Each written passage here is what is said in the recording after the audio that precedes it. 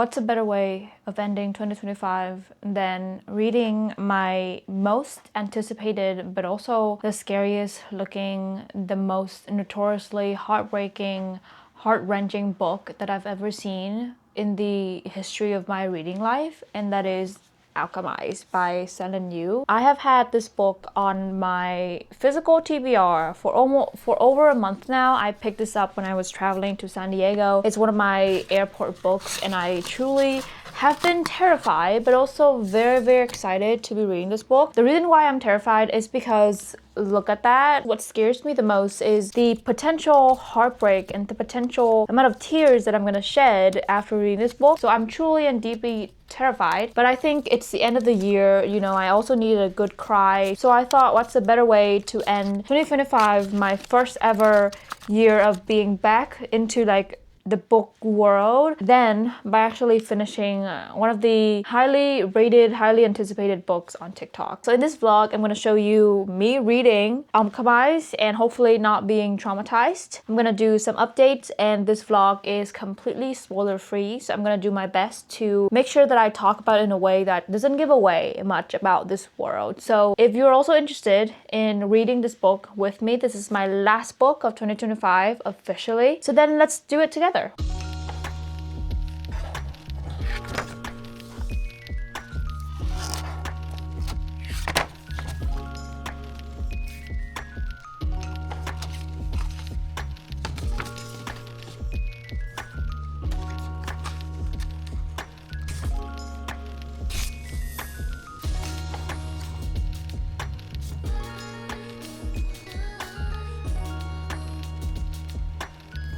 Okay, I finished reading the prologue and the first chapter of Alchemized, and so far I do want to say that the way everything is like structured is very unique. It was pretty surprising how the first chapter explained at least a little bit about the magic system, like alchemy, and this compound called lumithium,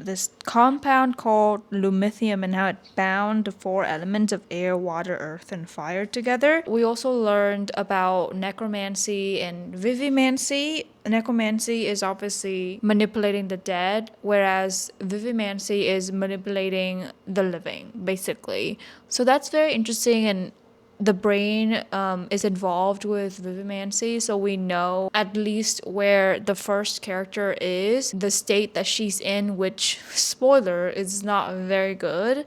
And also, one thing that I found to be very interesting was the first chapter set up this almost inescapable state that the main protagonist is in. When I was reading, I was like, okay, it seems like she's under very tight regulation, tight control, and she's like a prisoner, you know? And so my next question is, how eventually, if she escaped, how would she do that? Because it seems to be that there's just like so many things going on of making sure that she's kept. So that's very interesting. It's a lot of mystery involved. So I think that it did a very good job at least giving us a glimpse into what to expect, i.e. like torture, abuse, violence, but also what's to come, like mystery, eventually obviously answering all of those questions. So that's very interesting. I will be continuing to read until at least the 25% mark,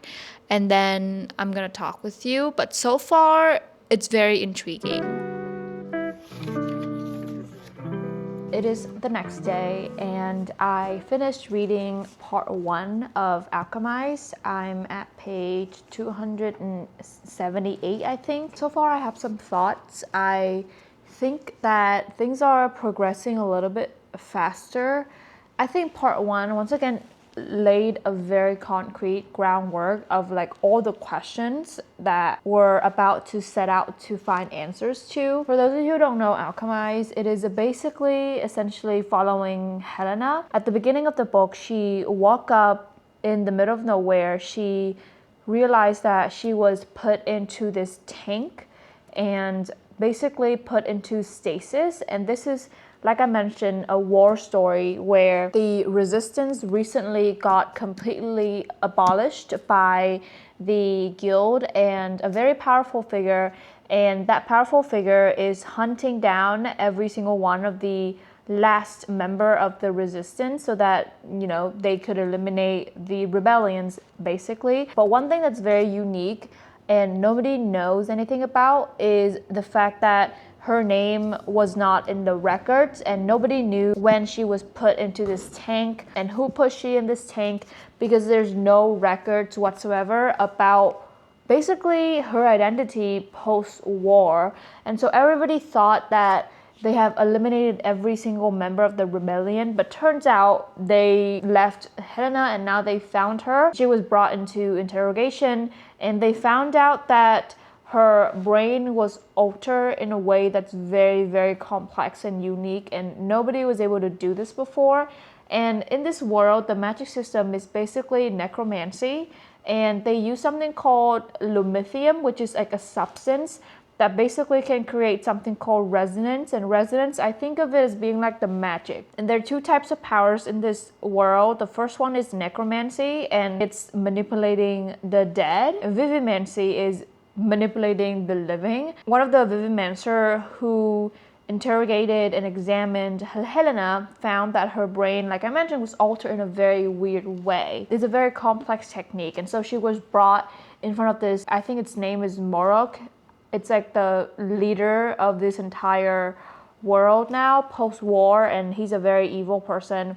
We also learn about somebody called High Reeve, basically the right-hand man of this Morok power deity. Helena was brought in front of this Morok figure, and I don't know if it's like even a human or not. It's just like a being, you know, this being examined Helena and it agreed that something's going on. They could not access her memory somehow. Everything post-war was erased. This person who altered her brain, they did so in a way that also altered her memory and her thought, which prior to this nobody was able to do, because manipulating your brain, because your brain is so complex, you can never know all of the routes and all of the ways that the different signals would travel, you know? So this person, whoever it was, who was able to manipulate all of the memory routes and all of the signals in terms of memory to conceal some sort of memories.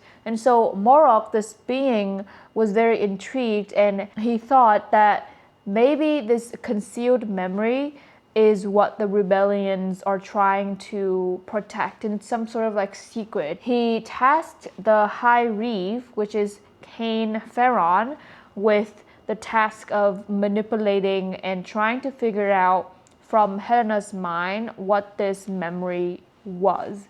And so we're following them in terms of that journey and back and forth, and basically it's a very gruesome depiction of mind manipulation, because obviously when you're tampering with somebody else's mind, they're gonna have traumatic responses to that. So she had like all sorts of seizures, all sorts of like inflammation from the brain, like blood just like pour out of everywhere whenever they're doing all of these like brain manipulation. They're called transference. So trying to understand what's going on up here in her mind. And so it's very complex. I do want to say that it took me a while to understand what's going on. And to be honest, even now, there are still a lot of questions with this world. And why Helena? Where does she fit in? Why is she so important in this grand scheme of things? Who is she? Does she have some sort of superpowers? Is Cain Ferron, the High Reeve, is he actually evil, or is he just like pretending? So those are all sorts of questions that I'm very intrigued to be able to find answers to. But I do want to say, from everything that's been going on, this is not for the faint of heart. Last night when I was reading up to page like 237, I felt so overwhelmed that I had to like step back and take a deep breath, because the things that happened to this poor girl were just like out of this world. She just kept being abused, tortured, used in the most humiliating and dehumanizing way possible. And I know that this is like war story, but this is the first time that I've read a book where the author did not shy away from the harsh details like for 1 second. They're literally trying to make us feel all the emotions, and I think that's a very effective way of doing this because it truly immersed me into how brutal this world is. And obviously it's a post-war story, or not even post-war, they're still in war, like civil war basically, or just like all sorts of upheavals, problems going on in this world. And Helena somehow is in the middle of this entire picture. She's like the central part. Hopefully that makes sense. I hope my synopsis was clear enough. And there's no way that I was able to do this book's justice in terms of summarizing the plot and everything, because so far I don't even know the plot. I just know the basic background, and I fear that that's not even like the entire picture. So I'm gonna be reading till the halfway mark, and then I'll be back and give you the next update. But so far I'm very intrigued to see where this is going. I'm back with a halfway update of Alchemized. I read until page 508 out of 1,020 something pages. I think the pacing is definitely picking up. I've been really enjoying the romance, the tension, and the chemistry between these two people are just like top notch. And I think this is the part where the majority of the answers are gonna be answered. At the end of part 1, she basically remembered what's going on, and something happened that triggered all the concealed memories to be rushing back to her. And then we were taken back 4 years ago, and that's when there was a deal that's struck between Cain Ferron and the resistance, and then Helena basically had to work with Cain, and that's when they developed this type of relationship. And I think he's kind of like training her a little bit, which is very interesting. And I'm not gonna spoil a bunch of stuff, but the tension, the romanticy, not even romanticy, it's a very romantically written couple of pages, but still it's like it's so delicious, and I've been like actually fangirling, so I'm actually very enjoying that. We started to realize her powers, and bit by bit we are trying to understand why she is so significant and why she is so powerful and important and everything going on. And it's a very interesting concept, because reading this book made me realize how intricate and how complicated running a movement is. And the other books that I've read that covered like war story, they didn't focus explicitly on the part where they're like behind the scenes, if you will, the inner workings of actually running a movement against a powerful deity, and learning about all of the decisions, the hard decisions, the sacrifices that have to be made, and how the leader is more sort of like both a leader but also a ruler, but a ruler of something that's still not yet established, which was very interesting. So Luke, one of the characters in this story, who is the kind of the leader of this rebellious movement, the Eternal Flame, he has such a delicate position, but I also feel like he's just like sheltered, and he's not the leader that I think he wants himself to be. And so that puts Helena at a very interesting intersection, if you will, because on one hand she admires Luke and she wants to sacrifice for him, but then she's also torn between the rebellion and her duties versus her feelings towards Cain Ferron. And now the other question that I was interested in trying to figure out is what happened that made all these memories kind of go away. And then one thing that I thought was very interesting, and I don't know how I feel about this, is there are certain points in part 1 when Helena was dreaming, and then certain memories or parts of a memory would come back to her in her dreams. And I realized that in part 2, we see the full picture of all of those like fragments of memories.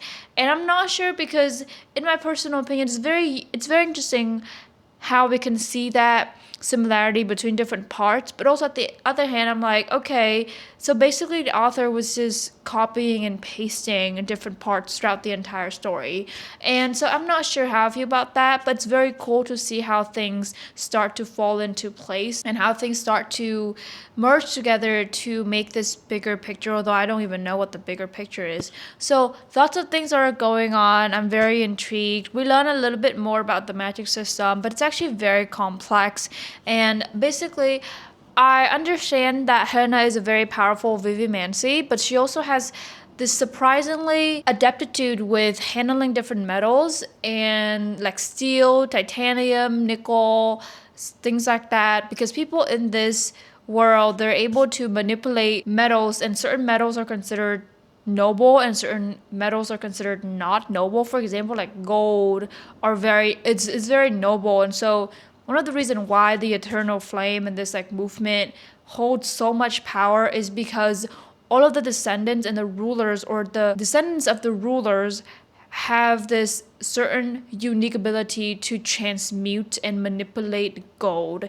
And because of that, they are thought to be blessed by this god called Sol, which I think is like the sun, right? Their opposing party, if you will, is the guild's assembly. And even though they cannot manipulate gold, but they can manipulate steel. And even though steel is considered to be like not as noble as gold, it still is a very important metal because it basically is the main metal or component of this entire city. So all the architecture, the furniture, the core, the skeleton, if you will, of this city and this country is built on steel. And so you see how like even though they seem to be not on the same level in terms of power dynamics, they are, in fact, very, very similar and kind of equal in terms of their power and influence and so on and so forth. So that's a very interesting thing. And I'm like, even though, to be honest, the politics is very, very complicated. And sometimes I do have to like read intentionally very slowly for me to understand. But I don't feel the politics to be too boring to the point that I just don't want to read anymore. So I really appreciate about that. But so far it's like a good solid like 3-star, 2.75 stars. Nothing too crazy has been going on. And I mean, I'm only like 50% in, so I expect things to start picking up even more in the later half of the story. But yeah, those are my thoughts so far. Hopefully that's not too much of a spoiler. But I'm going to be reading into the 70% mark, and then I'm going to check back with you next.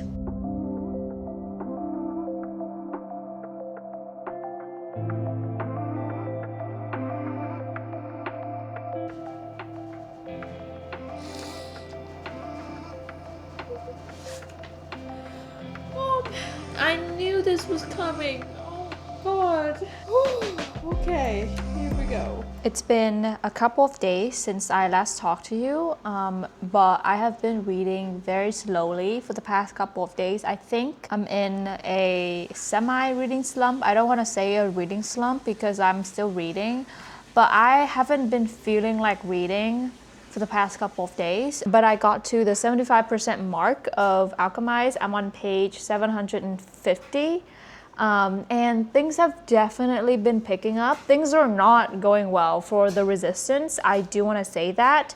And I appreciate how much background we got from like beginning of part 2 up until this point, because we understand how complicated of a situation that both Helena and Cain are in at this point. There's just like so much at stake for them. Like they not only have to focus on keeping themselves alive to begin with, but also figuring things out of how to keep the other person alive, even though they're on like opposite sides of the war. So that's like very interesting. We're learning a little bit more about the magic system. Like there have been hints being dropped about Cain having this very, very unique ability for necromancy that no one has ever seen before, where he was able to reanimate. So that's like the word they used when you basically revitalize the corpse. But he reanimated one of his lady maids, or his mother's lady maids, and she has been reanimated for the past 7 years and she hasn't shown any signs of decay. So that's like a very unique thing that Helena at least, but I think nobody has ever seen necromancy to that level of detail and expertise before.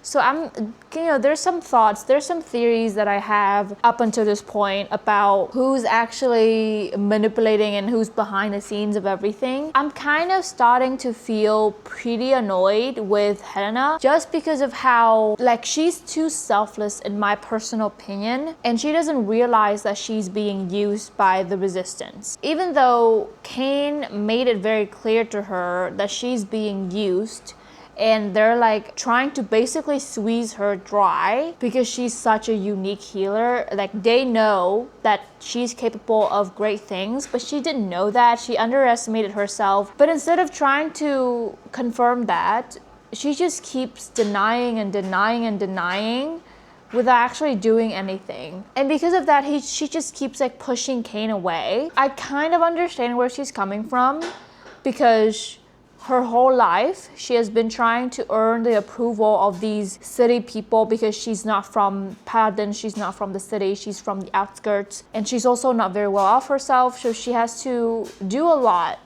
She has to bend her will to them a little bit to earn her spot in the city, and I understand all of that. But you also have to be realistic and understand that you are such a powerful healer, and you can do things that nobody has ever done. And I don't think she realized that, but Cain does.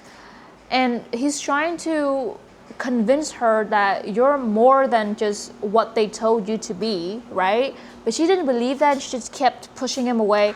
So I'm very annoyed by that. I don't understand why she keeps doing that over and over again. I think the first couple of times were fine, but then at this point, we're in the climax of war. Like, everything is going down, like shit hits the fan, but she just does not realize that, okay, I just cannot save everyone. It's not your job to literally save everyone, but it's like the leader's job. Like, the leaders of this rebellion, they're not even caring, so why should she care? So I don't see the reason in that very clearly, so I'm not willing to give her the benefit of the doubt for that. It was very good up until the point where they were trying to understand and find more about each other, learn more about each other's background, and be more sympathetic with one another. And that part was like chef kiss. I really, truly enjoyed every second of it. Like, the romance was romancing, the tension was building, the chemistry was there, everything was there, and I was truly in that moment. And not only was it that the chemistry was there and they're like physically attracted to each other, their stories and their background were also very touching, and I think that added another layer of depth to the entire thing. And now that the war is like full blown, like on, I'm curious to see how would they navigate this entire like situation that they're in, which is a very hard situation to begin with. And I'm also curious to see how Cain is able to kind of evade suspicion, because he has feelings for this girl from like the other side, right? So I'm curious to see if he would open more about what his role is. I think that's like the final drop, like the final plot twist.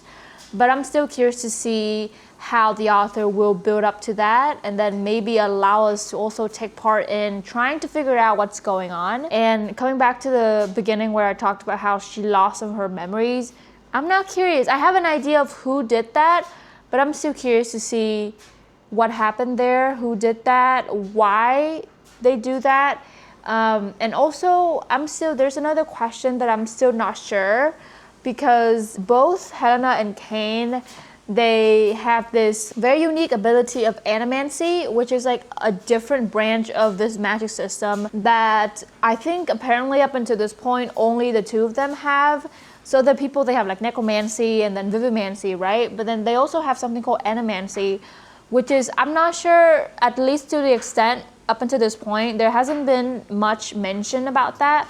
But from my personal opinion, it's like be able to access other people's like memories and seeing what happened, like accessing their memories. And also maybe the potential of transferring souls between living bodies. So I'm not sure what's going on. Maybe I just misunderstand this. It's a lot going on in terms of magic system.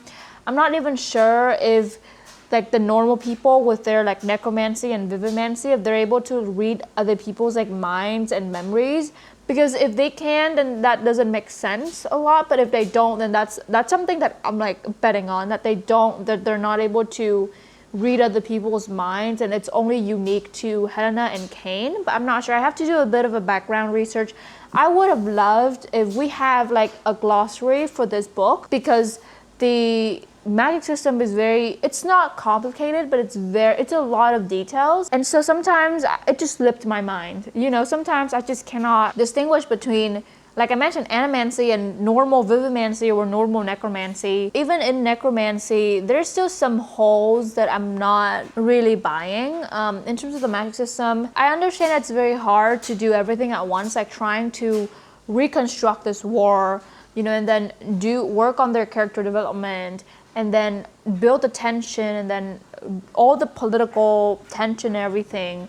That in itself is hard, but then trying to build a magic system on top of that, that's even harder. So I'm trying to give the author credit for attempting to do all of this. But I think the political tension, they're doing a great job. Tension is there. Although, like I mentioned, the Helena, she's kind of being annoying right now. And some of the characteristics that she has, I'm still not understanding fully. Another thing that the author did a very great job as is the politics of it all, like really immersing the readers in how to run a resistance, like I mentioned, but not feeling bored or not feeling like we're too dumb to understand that. So that's a very good. But the magic system is one thing that I think they're lacking on, because I feel like they're counting on us a lot to imply all the things that happen, which I don't understand. Those are all my thoughts. I'm scared to be reading. I think that's one of the reasons why I've been reading a lot more slowly, is because I'm actually terrified. I don't know what's going on. I feel like the tension building is very good and very effective, and I'm feeling a lot. I don't know what side I'm like siding with, because I don't know what's going on. I don't know. I'm scared. I'm gonna be, I think, finishing with part 2 and reading until I think page 780 something. And then I'm gonna give you my final update in terms of like part 2 and then how that relates to part 1. And then we're gonna go into part 3, which is the last 150 pages of Alchemized. I'm excited. Okay, so here we go. Okay, I finished part 2. I got to page 853, and oh my goodness, I don't know what to say. It was so beautifully written, and thank God the girl now knows how to actually sacrifice for the right people. So I'm glad that she decided to do that. But I feel so much for Cain. Oh my God. Now he didn't know where she went and everything like that. But it was the way that everything was written, it made me feel so much. And the pacing definitely picked up. So things were just happening back to back. And now I'm excited to see what would happen now that she remembers everything again. What would change in their dynamic. And I think I'm gonna be starting part 3 now, and we'll see if I cry anymore. I did shed some tears because I did not expect to see that plot twist coming at all. So props to that. I should have known, but there was literally no hint at all. So that was very, very fun. And now I'm like so absorbed into, like, I feel like I need to know what's going on now. So that's good. So I'm gonna be reading a little bit of Alchemized, and then we're going to the library in a second, so we can also bring this with us to the library to read. So yeah, I think I'm gonna check back with you when I have some updates, or if not, then I'm gonna check back with you when I finish Alchemized. I finished Alchemized, and I thought I would film the review right now because I need to talk about this, because I just have so many thoughts in my head right now. They're all like swimming and merging and doing somersaults, and it's just like, it's a lot to think about. It's definitely one of those books that will live rent free in my head for a very long time. This is, in my personal opinion, a very realistic depiction of war and a very realistic depiction of a love story during wartime. And being Vietnamese and knowing stories of my family members going through the Vietnam War just like a couple of decades ago, I think this hits closer to home than I expected. But anyhow, I absolutely loved every single second of it. It was definitely not as heartbreaking as I thought. I'm glad though, don't get me wrong. I'm glad. I'm not taking away points for this book not breaking me. I feel like it lived up to the hype, but I don't think it's like heart-wrenching. And one of the reasons why I did not read this book faster was because of the potential trauma that people said on the internet, and that's why I was so scared that it's gonna actually break me and I'm not ready to be in a detrimental, mental state. But I'm glad that it worked out. But part 3 was definitely very not as hard to read as part 2. I truly enjoyed part 2, but part 2 was like the hottest. It was so hot. It was filled with abuse and just assaults and just like sacrifices that I had to take a step back from time to time to really ground myself and remind myself that this is not actually happening and it's just all fiction. But part 3 picked up, and all the decisions that everybody made sense. And I'm very glad to see this like unexpected reconciliation between Cain Ferron and his father, and that was very wholesome. I mean, one thing about this book that's very unique is just as you was starting to feel uplifted and light again, it did something. There's something about this book that kind of dampened the mood and add layers to that lightheartedness, because at the end there's something about the ending that added this very complex just like layer to this, and that makes sense in my head because we have to be reminded that it's like a post-war scenario that we're talking about, and sometimes the traditional happiness that we often see in like romantasy and romance books will not be suitable to be used in this book just because it's not realistic, right? These people went through hell, literally, and then they came out changed, altered in the worst possible scenario. Like, even if they seem to be physically untouched and they healed, physically speaking, the mental state and the trauma that still lingered, it's just like, it's generational trauma. And I really truly appreciated how the ending really shifted us and remind us that, sometimes full happiness in the traditional sense is just not happening. And I really truly appreciate how complex it is, although I could see how many people could consider that to be not a happy ending, but in my personal opinion it's a very real happy ending.